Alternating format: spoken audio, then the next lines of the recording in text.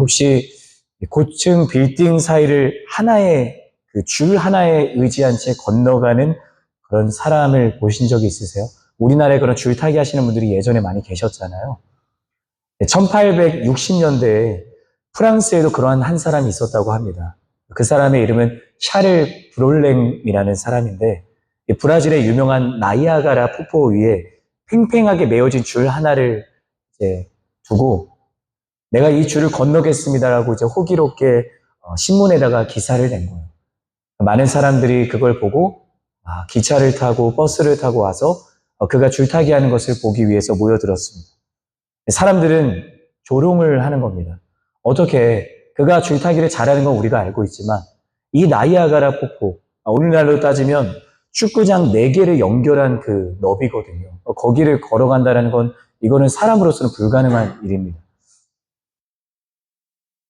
그런데 이제 사람들이 그렇게 웅성웅성대면서 조롱하는 가운데 브롤랭이 그 줄 위를 걸어가는 것입니다. 바람에 흔들리는 줄 위에서 한 걸음 또 한 걸음을 내딛습니다. 끝내 이제 폭포의 반대편까지 건너가게 된 거예요. 그러자 일제히 사람들은 환호성을 지르고 박수갈채를 보냅니다. 거기서 블룽댕은 멈추지 않고 눈 안대를 해서 건너가기도 하고 자전거를 타고 건너가기도 하는 거죠. 사람들은 그때마다 숨죽이면서 보다가 그가 건너가는 것을 보고 또 환호성을 지르고 박수를 치는 것입니다. 그러자 이제 블룽댕이 묻습니다. 여러분, 당신들은 내가 이 폭포를 계속 건너갈 수 있다는 것을 믿습니까? 사람들은 그렇게 외치는 거예요. 당신을 믿습니다. 그러자 사람들을 향해 블룽댕이 미소를 지으며 이렇게 묻습니다. 좋습니다. 그렇다면 누가 제 등에 업혀서 이 강을 건너시겠습니까? 사람들의 반응이 어땠을까요? 모두 다 침묵했습니다. 그들의 믿음은 그저 관객으로서의 믿음이기 때문입니다. 잠시 후 한 젊은 청년이 앞으로 걸어 나오는 것이 아니겠어요? 그리고 블룽댕의 등에 과감하게 엎혀서 두 사람은 안전하게 나이아가라 폭포를 건너갔다고 합니다. 여러분, 믿음이라는 것은 머릿속에 떠드는 어떤 사람의 생각이나 추상적인 관념이 아닙니다. 믿음은 현실을 향해 내딛는 그 용기 있는 첫걸음에서 시작되는 것입니다. 우리가 믿음으로 한 걸음을 내디딜 때 하나님의 말씀은 저와 여러분의 인생 속에 현실로 이루어집니다. 저는 여러분이 그 불롱댕의 등에 올라타 첫 발을 내딛는 그 이름 없는 한 청년처럼 하나님의 등에 올라타서 오늘 말씀을 통해 믿음이 현실이 되는 은혜를 경험하게 되기를 예수님의 이름으로 축복합니다. 지난주 우리는 여호수아 2장을 함께 살펴보았습니다.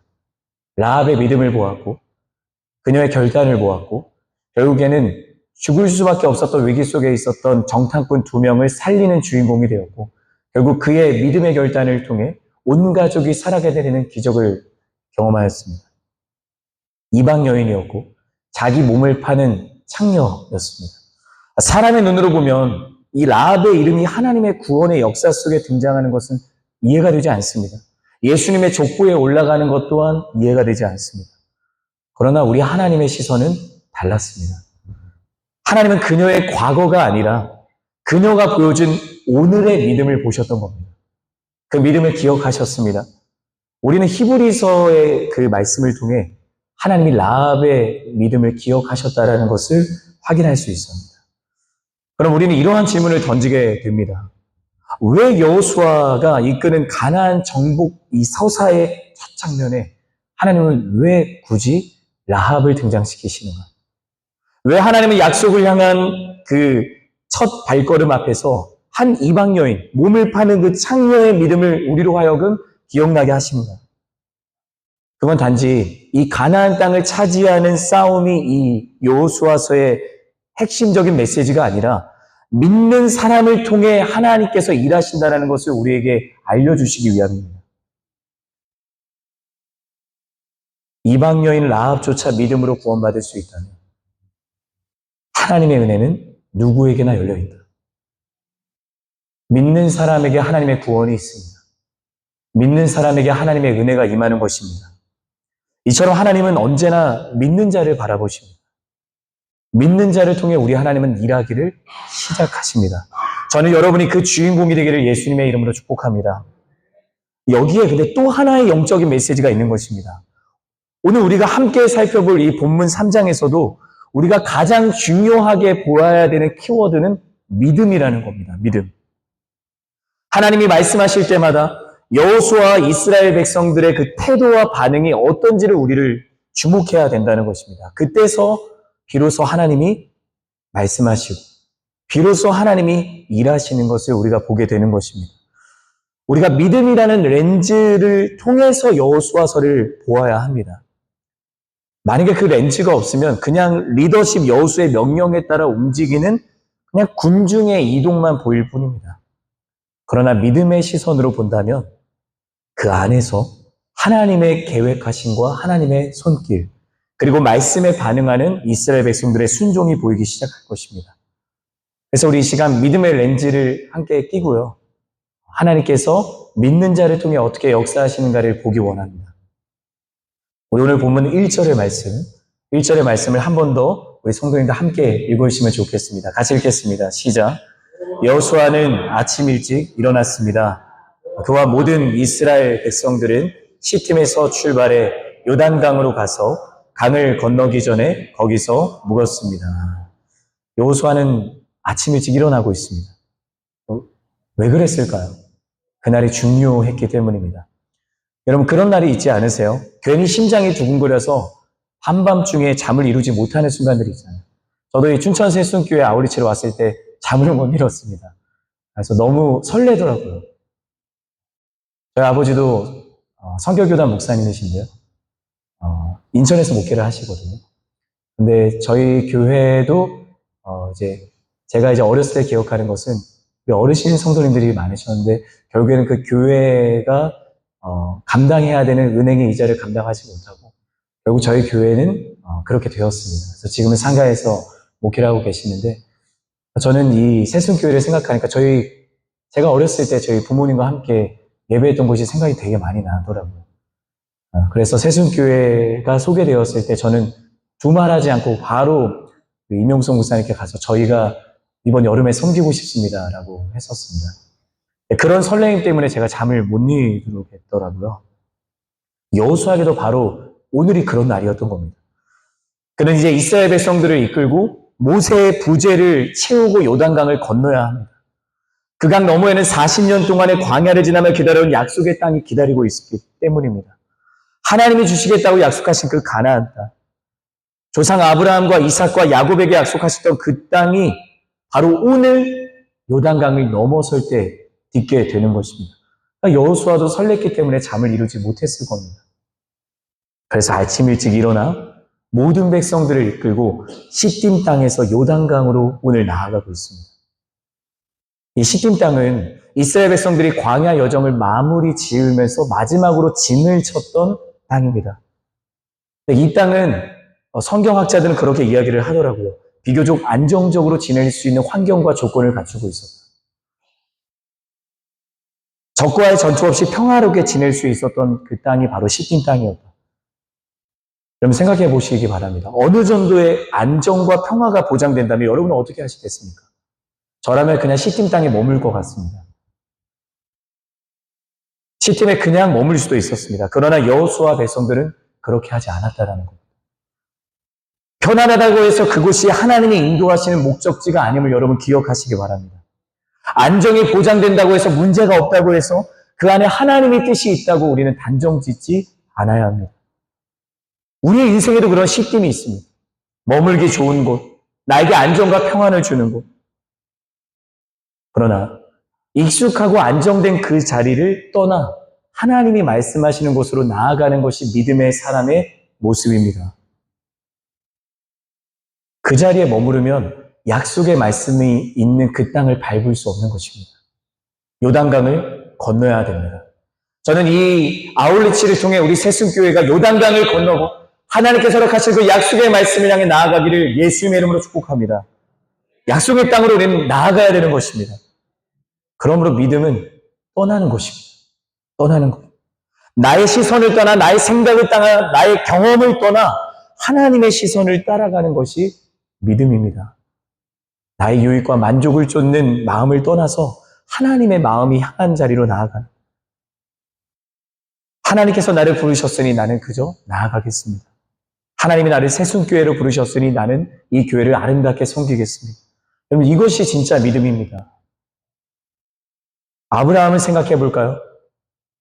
아브라함은 아무것도 모르고 그냥 너의 본토 친척 아비집을 떠나라라고 하나님의 말씀을 듣습니다. 제가 왜 떠나야 됩니까? 라고 아브라함은 되물을 수 있었지만 아브라함은 그 즉시 자신의 고향과 가족의 품을 떠나 나아갑니다. 순종이 있기 때문에 아브라함 믿음의 조상이라는 하나님의 축복을 받을 수 있었고, 순종이 있었기 때문에 하나님은 아브라함을 통해 놀라운 일들을 하셨던 겁니다. 여러분이 있는 자리에서 떠나기를 주님의 이름으로 축복합니다. 떠나야 하나님의 역사가 시작됩니다. 떠나야 요단이 갈라지는 것을 볼 수 있는 겁니다. 떠나야 가나안 땅을 디딜 수 있는 겁니다. 그래서 여호수아는 말로만 순종한 것이 아니에요. 아침 일찍 일어나 이스라엘 백성들을 깨우고 우리 어서 일어날 채비를 하십시오. 십지 땅에서 떠날 준비를 하십시오. 하나님의 일하심이 시작될 것입니다. 그렇게 이스라엘 백성들을 독려하고 요단강을 향해 나아갔던 겁니다. 그렇게 믿음으로 십김 땅을 떠난 후 그들의 모습은 어떠할까요? 3일 후에 모든 리더십들을 다 모아놓고 이제 진영에 두루 다니면서 백성들에게 이렇게 명령하십시오라고 미션을 전합니다. 우리 이어지는 2절과 3절의 말씀 두 구절인데요. 우리 함께 읽어주시면 좋겠습니다. 함께 읽겠습니다. 시작. 3일 후 지휘관들이 진영에서 두루 다니며 백성에게 명령했습니다. 너희가 너희 하나님 여호와의 언약궤와 레위 사람들인 제사장들이 그 궤를 메고 가는 것을 보면 너희는 너희가 있던 곳을 떠나 그 궤를 따라. 여러분과 세 가지의 메시지를 나누기 원합니다. 첫 번째, 믿음은 무엇인가? 함께 따라해 주시겠어요? 믿음은 준비하는 것입니다.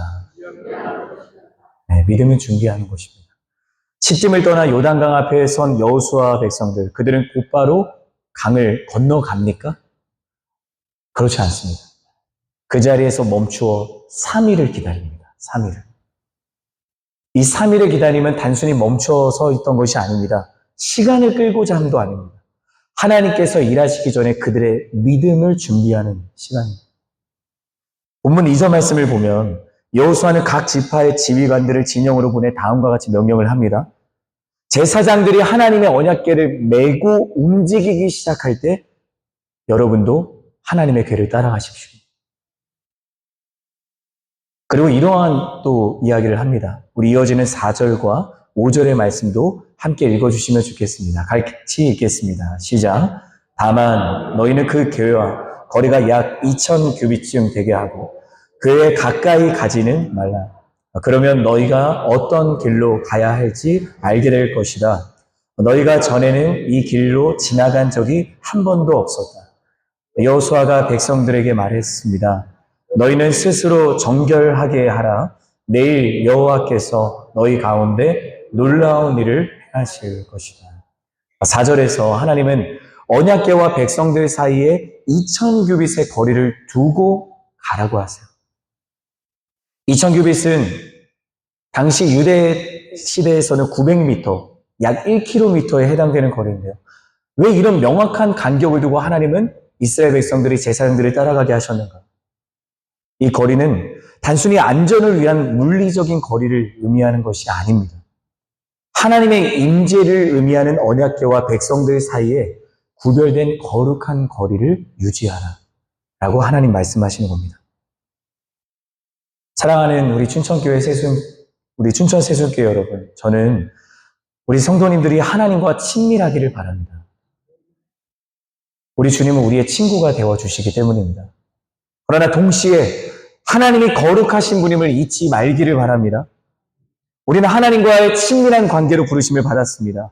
주님을 친구로, 하나님을 아버지로 부를 수 있는 그분의 자녀입니다. 하나님이 우리에게 먼저 다가오셨고 하나님이 우리를 먼저 사랑하신 것입니다. 하지만 그렇다고 해서 하나님을 함부로 대하라는 말씀은 아닌 것입니다. 우리가 누군가와 친밀하다고 해서 그 사람을 가볍게 여기지는 않지 않습니까? 함부로 대하지는 않습니다. 오히려 진짜 친밀한 관계일수록 더 깊은 존중이다라는 겁니다. 만약 친밀하는 이유로 내가 하나님을 소홀히 여기고 말씀을 읽지 않고 기도하지 않고 나의 일상의 자리가 주님과 동행하는 자리가 아니라면 나는 정말 하나님과 친하다고 말할 수 있는 거예요. 저는 하나님이 거룩하심을 믿고 여러분의 삶의 자리에서 하나님과 친해지는 은혜가 있기를 주님의 이름으로 축복합니다. 그래서 여호수아는 그렇게 거리를 유지하고 가라고 하는 겁니다. 그리고 이렇게 명령합니다. 너희는 스스로 정결하게 하라. 스스로. 왜 그렇게 말했을까요? 준비하라는 것입니다. 광야를 지나면 흙먼지가 옷에 묻고 땀이 잔뜩 묻었으니 몸을 씻고 옷을 갈아입으라는 그런 말씀일까요? 그렇지 않습니다. 여러분의 마음과 여러분의 시선을 하나님께 향하게 하십시오. 익숙했던 자리를 떠나 지금까지 놓지 못했던 그 죄의 습관들, 만나를 저장하려고 하고 매출하기가 없으면 하나님을 원망하고 물이 없으면 하나님을 싫어했던 그 자리를 떠나서 이제는 하나님 앞에 여러분의 마음과 시선을 정돈하십시오. 그렇게 여호수아는 거룩으로 백성들을 초청하고 있는 겁니다.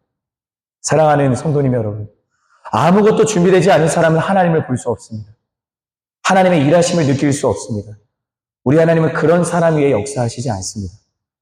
하나님이 능력이 없어서 기다리시는 것이 아니라 우리가 준비되기를 기다리시는 겁니다.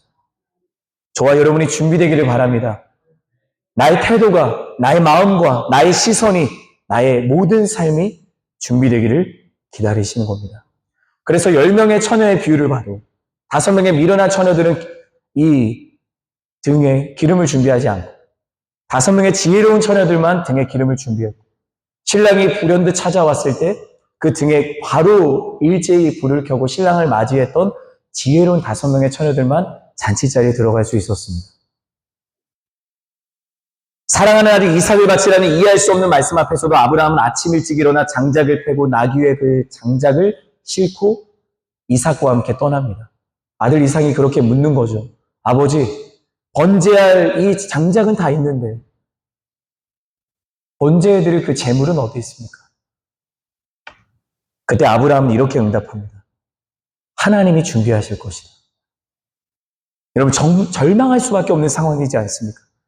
근데 어떻게 이렇게 아브라함은 이삭에게 대답할 수 있었는가? 아브라함은 하나님이 준비하시는 것을 믿는 사람이었기 때문입니다. 그래서 그 준비된 믿음이 결국 순양의 그 준비된 은혜를 경험하게 되는 통로가 됐던 겁니다. 믿음은 현실이 됩니다. 여러분, 믿음은 현실이 됨을 믿으시기를 바랍니다. 어떤 상황 속에서도 우리가 믿음을 선택하고 온전히 순종할 수 있도록 준비되는 자리가 되기를 바랍니다. 그래서 우리는 날마다 예배를 사수해야 합니다. 날마다 말씀을 가까이 해야 됩니다. 날마다 기도해야 합니다. 그렇게 내가 준비되면 하나님이 나보다 먼저 준비하신 여호와 일의 은혜를 경험할 수 있는 겁니다. 두 번째, 믿음은 무엇인가? 함께 따라해 주시겠어요? 믿음은 순종을 통해 하나님의 인도하심을 경험하는 것입니다. 여러분, 믿음은 순종을 통해 하나님의 인도하심을 경험하는 것입니다. 우리 이어지는 6절의 말씀도 함께 읽어주시겠습니까? 같이 6절 읽겠습니다. 시작. 여호수아가 제사장들에게 말했습니다. 언약궤를 메고 백성들 앞서 강을 건너라. 이에 제사장들은 언약궤를 메고 백성들 앞서 갔습니다. 이제 여호수아가 제사장들에게 언약궤를 메고 백성들보다 앞서 강을 건너라고 말합니다. 그러자 제사장들은 지체 없이 언약궤를 어깨에 짊어지고 강을 앞서 건너기 시작합니다. 질문하지 않았습니다. 계산하지 않았습니다. 자, 그렇게 그들이 발을 딛자 물이 바로 갈라졌습니까? 그렇지 않습니다. 눈앞에는 여전히 물이 넘실대는 요단강만 있었습니다. 사람의 생각으로는 결코 건널 수 없는 요단강. 그러나 제사장들은 말씀을 따라 어깨에 언약궤를 짊어지고 발을 내딛습니다. 여러분, 믿음은 무엇인가? 눈앞에 보이는 사랑이 아니라, 그 상황이 아니라 말씀에 반응하는 것이 믿음입니다. 상황 속에서 일하시는 하나님을 믿는 것이 참된 믿음입니다. 이 장면이 우리에게 무언가 익숙합니다. 수십 년 전에 홍해 앞에서 같은 상황이 연출이 되었습니다. 뒤에서는 바로와 그의 군대가 무섭게 쫓아오고 있고 앞에는 홍해가 가로막고 있습니다. 절박한 순간입니다. 위험천만한 상황입니다. 이스라엘 백성들은 두려움에 떨며 하나님을 원망하기 시작합니다. 원망의 대상이 모세를 향한 것 같았지만 사실은 하나님을 원망했던 것입니다. 그때 모세 한 사람은 이렇게 외칩니다. 너희는 두려워하지 말고 가만히 있어 우리 하나님이 구원하시는 것을 보라. 홍해가 갈라지기 전에 모세가 그렇게 담대하게 선포했던 겁니다. 모세가 힘이 있었던 것이 아닙니다. 그의 손에 칼도 없었고 홍해를 지나갈 배도 없었습니다. 그러나 모세는 알았던 겁니다. 이 싸움은 내가 하는 것이 아니라 하나님이 하시는 것이다. 여러분, 눈앞의 문제가 아니라 그 문제보다 크신 하나님을 바라보는 것이 믿음입니다. 바로 그 믿음이 모세의 믿음이었던 겁니다. 그 믿음이 모세의 입술로 그러한 고백을 하게 했고 그 고백 위에 하나님이 홍해를 가르시는 역사를 행하신 겁니다. 사랑하는 성도님 여러분, 기억해 주시기 바랍니다. 믿음은 내가 무엇을 할 수 있느냐가 아니라 하나님이 무엇을 하실 수 있는가, 이것을 믿는 것이 믿음입니다. 하나님이 내가 할 수 있는 것을 바라보는 것이 아니라 하나님이 새순교회를 통해 무엇을 하실 수 있는가, 이것을 믿는 우리 사랑하는 성도님들이 되기를 주님의 이름으로 축복합니다. 우리의 삶에도 그렇게 홍해 앞에 서게 되는 순간이 있지 않습니까? 내 앞에 넘실대는 그 문제가 가득한 요단강이 있지 않습니까? 내가 아무것도 할 수 없는 상황입니다. 눈앞은 막막하고 뒤로 돌아갈 길도 없습니다. 내가 무언가 해야 될 것은 같은데 아무리 생각해도 아무리 찾아봐도 해결 방법이 보이지 않는 거예요. 그때 우리는 계산합니다. 비교합니다. 사람에게 기댑니다. 세상의 다른 것들에 목을 맬 때가 있습니다. 그러다 보면 어느새 내 안에 불안함이 엄습하는 겁니다. 어느새 내 안에 두려움이 찾아와서 하나님을 보지 못하게 되는 겁니다. 상황은 변한 것이 없고 사람의 생각으로는 불가능해 보여도 우리 하나님이 분명히 일하실 분이라는 것을 믿고 나아가면 홍해는 갈라집니다. 요단강은 갈라집니다. 여러분, 여러분의 삶에 어떠한 문제의 요단강이 있으세요? 오늘 우리가 할 것은 해결 방법을 찾는 것이 아니라 하나님을 믿는 것입니다. 순종의 걸음을 내딛는 겁니다. 그때 하나님의 은혜가 펼쳐집니다. 마지막 세 번째, 믿음은 무엇인가? 함께 따라해 주시겠어요? 믿음은 현실이 됩니다. 우리 이어지는 14절부터 16절까지 함께 읽도록 하겠습니다. 시작. 그리하여 건너기 위해 진영을 떠났고 언약궤를 맨 제사장들은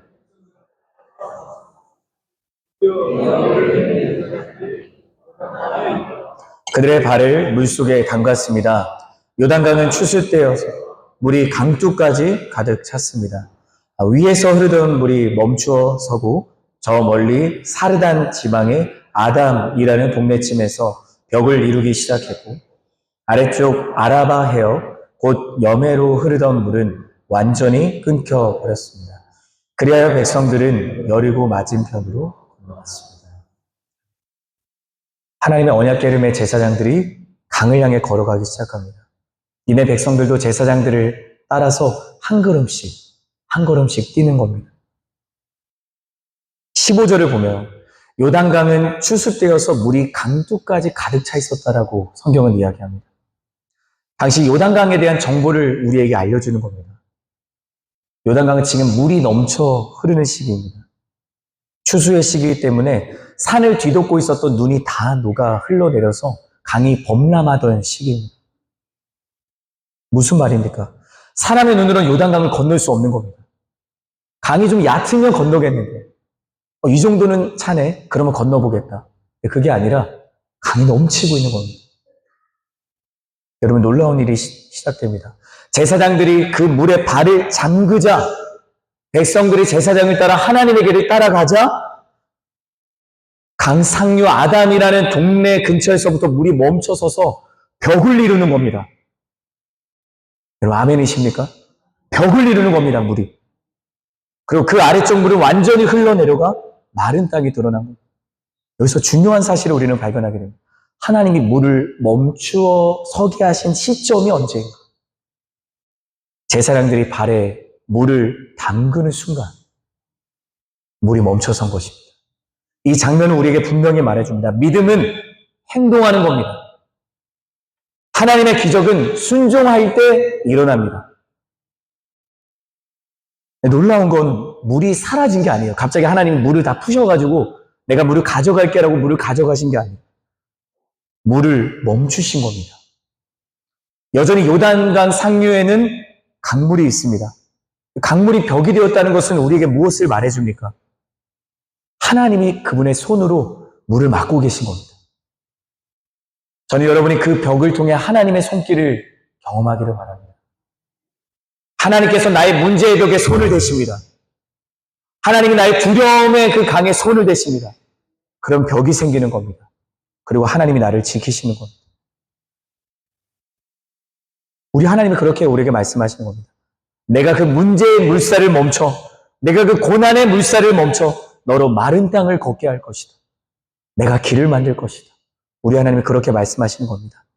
사랑하는 우리 새수교회 성도님 여러분, 이 말씀을 그대로 믿으시기를 주님의 이름으로 축복합니다. 문제가 사라지지 않아도 괜찮습니다.